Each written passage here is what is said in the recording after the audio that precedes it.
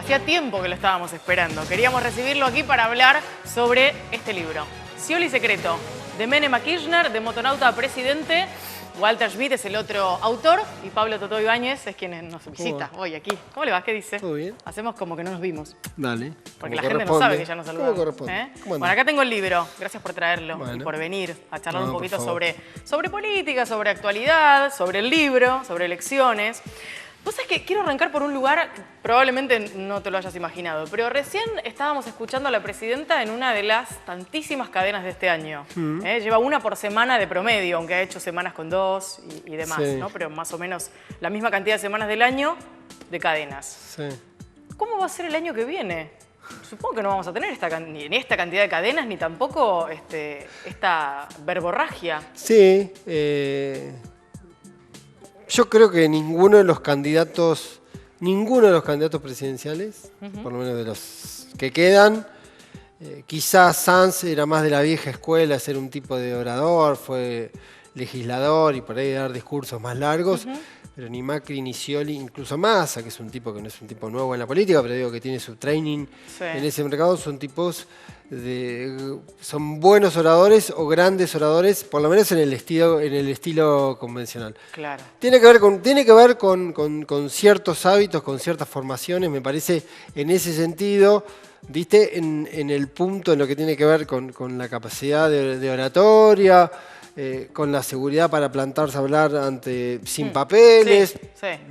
Salvo los datos más importantes y números. Además, las cadenas, imagínate, uno no se imagina de ninguna manera ni a Scioli ni a Macri haciendo una apertura legislativa de 3 horas. No, sinceramente. creo que no, a ninguno de Cristina la hizo, además la hizo manteniendo siempre cierta expectativa. Yo creo que es una buena oradora, no solo porque sabe hablar, sino porque Cristina siempre te tiene ahí, si vos trabajás o te interesa la política, porque estás como que en cualquier momento puede tirar meter un título, puntinazo, digamos. decir algo Entonces, que va a entonces por ahí- servir. Claro. Incluso yo creo, y esto es una mirada un poquito más genérica sobre el personaje, Cristina para mí es el último dirigente del siglo XX. De la vieja escuela. Exactamente, Bien. en todos los sentidos. Bien. Con una formación ideológica bastante férrea, con una formación política histórica de mucha militancia a lo largo del tiempo. El formato, digamos, a los oradores del siglo XX, digamos, los grandes oradores de gesticular, de hacer discursos muy largos. Y que no tiene nada que ver con los tiempos, no tiene que ver con los tiempos, digamos, donde el paradigma es Twitter de 140 caracteres, un discurso, una cadena nacional de 1 hora 10, genera como una contradicción, que creo que solo es posible porque Cristina, como una especie de actor de suspenso, sabe mantener la tensión, el clima, hace un chiste, tira un palo, trae un tipo. El otro día, por ejemplo, el último discurso largo que fue en Tecnópolis por el Día de la Industria, por lo menos el mundo de la política estaba mirando, che, ¿cómo lo va a tratar a Scioli? Va bien, ¿qué va a decir? Bueno, entonces siempre hay algún condimento y ella yo creo que es buena administrando también ese juego de... Ahora, ¿cómo se hace para una persona con tanta presencia, con tanta fuerza en cuanto a todo lo que ha hecho? Estamos hablando del personaje, ¿no? Sí. Digo, independientemente de la presidenta. Para después bajar al llano y encontrarte con una vida, no te digo normal, porque seguramente no lo será para una dirigente política tan importante, sin estos condimentos. ¿Cómo se hace para bajar al llano otra vez? Yo creo que hay una famosa frase de un político italiano que le preguntaban si el poder pesaba y decía que lo que pesa es perder el poder, no tener más el poder. Evidentemente hay como ciclos históricos. Yo creo que Cristina hay 2 o 3 elementos que pueden explicar un proceso un poco más ordenado. Por un lado, que el kirchnerismo, incluso Cristina, está o puede enfrentar ahora una especie de trasvasamiento generacional familiar, de clan familiar, una especie de transferencia, de centralidad política en Máximo Kirchner que todavía tiene que constituirse en líder político, en dirigente político y sobre todo en personaje público. ¿No es muy grande que no ya? lo es. ¿No es muy grande ya para empezar a construirse? Yo creo que hay toda una épica en torno al apellido Kirchner, al personaje, los que lo conocen con más profundidad, más allá porque Máximo habló 3 veces. Y las 3 veces que habló se estaba esperando, no tuvo tiempo, casi no tuvo repreguntas, fue un discurso, después una charla con Víctor Hugo, digamos. Siempre de alguna manera ha hablado en un plano de bastante comodidad, de hablar de lo que quería, cómo quería, ¿sí? y demás.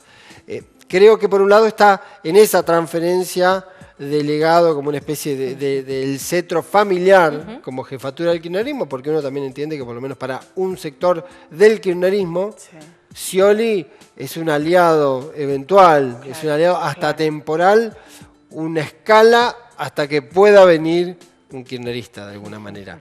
Y en ese sentido yo creo que también Cristina perdió mucho en el camino, perdió a su marido, digo, los 12 años de kirchnerismo, vos te das cuenta cuando empezó Cristina siendo primera dama en el 2003 y cómo se va 12 años después, evidentemente tuvo un desgaste fenomenal y naturalmente está la historia del poder. Pero siempre te dicen algunos tipos que estuvieron en el poder que después descubrís como otra cosa también. Como otra forma de encontrarte a vos mismo, de encontrar qué hacer, cómo también cómo sacarse de encima la mochila pesadísima de las responsabilidades, de que hay gente que te detesta, de que hay sectores de poder que te quieren destruir y que vos también sos responsable de algunas cosas. También en algún momento eso humanamente libera.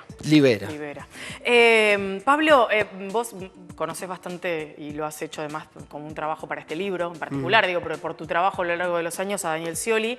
Pongamos un escenario eventual de Daniel Scioli presidente. Recién mencionabas a Máximo Kirchner, que seguramente va a ser diputado nacional y va a tener seguramente también un ejercicio de poder en términos de lo que significa el apellido Kirchner. Y tenemos a la Cámpora, ¿no? Digo, Máximo, la Cámpora, que es como esa construcción que es, te diría, casi el hijo directo de estos 12 años de kirchnerismo. Sí, claramente. ¿Cómo crees que va a ser la relación de Scioli con la Cámpora? Yo creo, por un lado, que primero va a haber que ver, porque la gran guía de esa relación va a ser Cristina. Y en general, en el país, que hay algunas experiencias, no tantas, pero cuando uno mira lo que ha ocurrido en el resto del mundo, en general la relación entre los presidentes que llegan y los presidentes que se van, dependen del presidente que se va. Es el presidente que se va que tiene que, de alguna manera, en general, dar un tiempo para que el presidente que llega se acomode. ¿Sí? En eso quiero decir, no quiero decir que sea lo que vaya a hacer Cristina. Digo que en buena medida Cristina va a estar entre ese dilema, porque imagino que si Cristina a los 3 o 4 meses de que asumió el próximo presidente sale a objetar y demás, posiblemente el costo sea sobre Cristina, no sobre el presidente que recién está llegando, que está en la instancia de construyendo la identidad presidencial y acomodándose. Sobre todo después de tantos años de estar en el poder, ¿no? Digo, exactamente. 12 años, ¿a quién le echas la culpa? No hay demasiado. Además, en ese caso te van a mirar, al presidente que se va lo van a mirar como que estás tratando de trabar, tratando de generar complicaciones. ¿Sí? Entonces, incluso aunque fuera un opositor. Incluso. Yo creo que en todos los casos la elección de los primeros meses de los presidentes, salvo que cometan algún error terrible, tiene como cierto crédito social de decir, bueno, vamos a dejarlo caminar un poco, genéricamente. Después la política, el poder económico suele tener otros tiempos, pero generalmente la sociedad empieza a decir, bueno, se votó, vamos para adelante. Y hay un dato que se repite y lo podés mirar en cualquier caso. Un tipo gana una elección y al otro día mide mejor que la cantidad de gente que lo votó. Porque hay como una especie de decir, bueno, está bien, se eligió vamos para allá, vamos a esperar. Porque en el fondo la mayoría de la gente quiere que la situación de un país mejore. Y que el presidente que venga, por más que no estés sumamente conforme con ese tipo que eligieron, incluso no lo votaste, y bueno, ojalá que haga las cosas bien, porque es un presidente que tenés por delante por 4 años, digamos. Es una situación desde ahí. Ahora, la relación con la Cámpora, yo creo que tiene como 2 etapas. Una primera etapa que es esta etapa del ordenamiento, ¿sí? Del ordenamiento al nuevo gobierno. Naturalmente no va a ser lo mismo si es Macri o si es Scioli. Y después va a empezar la etapa de la convivencia. La convivencia. Y va a tener algunos conflictos inevitables, porque la Cámpora estratégicamente decidió no ir a buscar territorios, salvo en aquellos territorios donde podía ser competitivo, y se refugia en el ámbito legislativo. Desde el ámbito legislativo lo que puede hacer la Cámpora es tener una agenda paralela. Claro. Es decir, muchachos, ¿hay que discutir el aborto? vamos a una ley para legalizarlo. Por ejemplo, o hay que discutir, no quiero justamente poner citar temas, pero digo, no quiero citar temas polémicos, pero Sí, digamos, hay que discutir que el 82% móvil por ejemplo, se discute. claro. Entonces, al tener una presencia legislativa importante, la Cámpora va a poder de alguna manera marcar su propia agenda desde ahí para ir marcando matices en el caso de que considere que es necesario ir marcando matices y cuándo es el momento para ir marcando matices. La relación está, como toda relación, depende de dos y también dependerá cuál es la actitud que toma Scioli con la Cámpora. Algunos te dicen que Scioli, como es un tipo que se siente cómodo en ser una especie de árbitro, una especie de componedor, va a terminar protegiendo o evitando que haya sectores del peronismo muy ortodoxos que quieran irle a la yugular. Claro, a la evitando Cámpora. la pelea, digamos, evitando la contienda. Compensando, diciendo, bueno, está bien, permitiendo. Un poco por acá, otro poco exactamente. allá. Y otros dicen que Scioli, o que por lo menos una parte del sciolismo, yo no termino de... Creo que va a depender un poco de lo que ocurra a lo largo de las semanas y de los meses. También hay como un gran planteo de que la Cámpora es una incomodidad para cualquier espacio político que viene. Incluso el sciolismo podría jugar a atomizar la Cámpora, como sería generar una relación con quien es hoy el tipo más cercano dentro de la Cámpora, que sea Guado de Pedro, generar una fractura, una tensión, que haya como una división en la Cámpora, que dividir a ese espacio también es una forma de quitarle poder, de restringirlo, de limitarlo, y que ahí pueda ser la otra intención.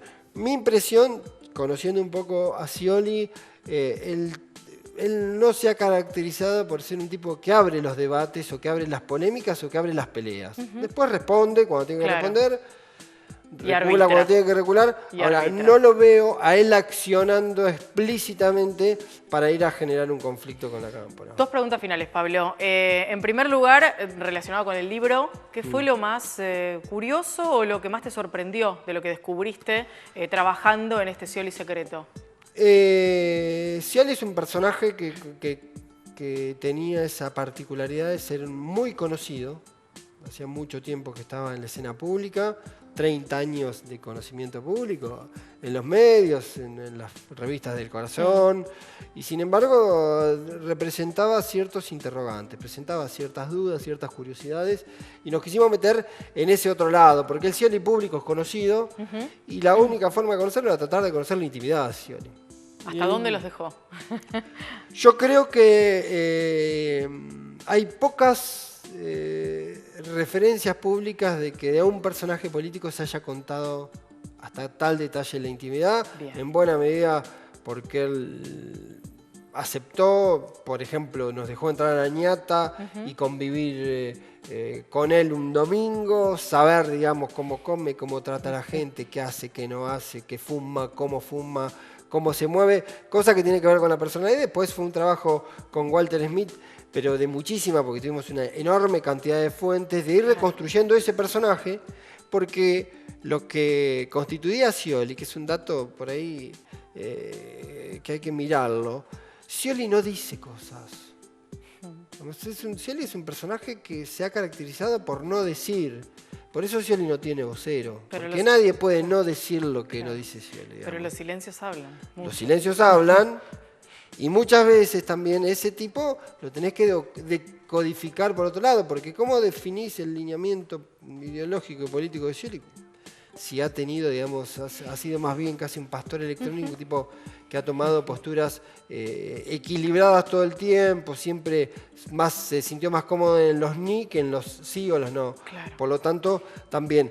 Y yo creo que lo más curioso fue una voluntad casi mesiánica respecto a la búsqueda del poder y de la presidencia, entendida la búsqueda de la presidencia más como una búsqueda de popularidad que de poder efectivo.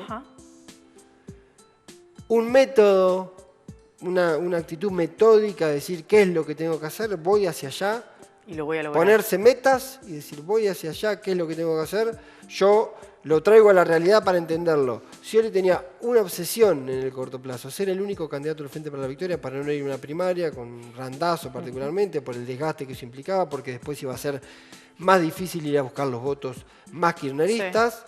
se enfocó, trabajó, operó, mandó señales, logró lo que él buscaba. Fue una meta que se puso. Ahora la próxima meta está, y anteriormente tuvo otra serie de metas. Sí, sí. Y la fue cumpliendo, cada una de ellas. La fue cumpliendo, más o menos, fue teniendo exitoso. Y la gran meta, naturalmente, hace muchísimos años, pero muchísimos años, más de lo que uno puede imaginar. Yo en eso creo que hay hasta cierta ingenuidad de alguien que no viene de la política, porque alguien que viene de la política,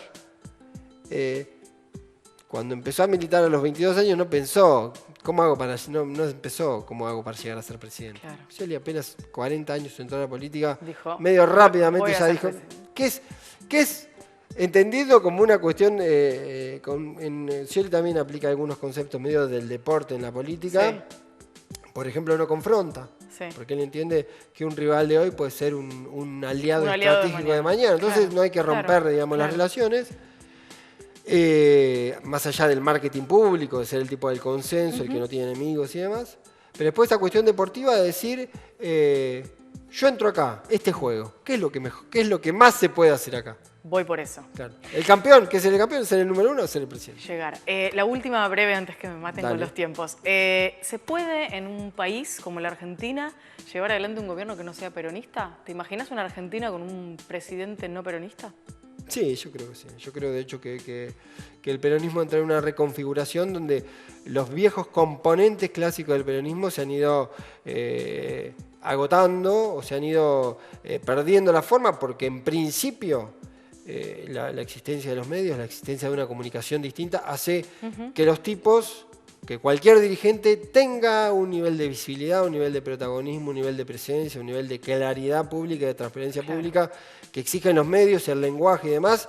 Y eso es medio que está contrariado con los conceptos convencionales históricos del peronismo, de la hiperterritorialidad y demás. No quiero decir que sea una cosa inminente, no quiero decir que sea una cosa que ya va a ocurrir, pero te empezás a dar cuenta que es un proceso que empezó a cambiarse. En eso también el peronismo, o el peronismo más clásico, es un partido que ejerce la política y ejerce ciertos modos de conducción más vinculados al siglo pasado, y evidentemente va a venir.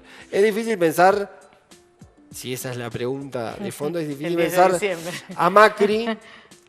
Es difícil, requiere un esfuerzo imaginar una estructura con un Macri presidente casi sin presencia territorial, con una minoría en el Congreso, solo con un gobernador que sería, con 20, 30 intendentes, o 50 o 70 intendentes, más lo que le puede aportar el radicalismo. Pero tampoco creo que eso sea determinante, por lo que te decía. Empieza otra época y por ahí eso ya no es tan determinante. Pablo, gracias. Gracias por haber venido. Me llevo el libro, lo voy a leer. Me lo vas a firmar ahora, ¿no? Sí, ahora bueno, gracias. Un placer siempre tenerte. Gracias.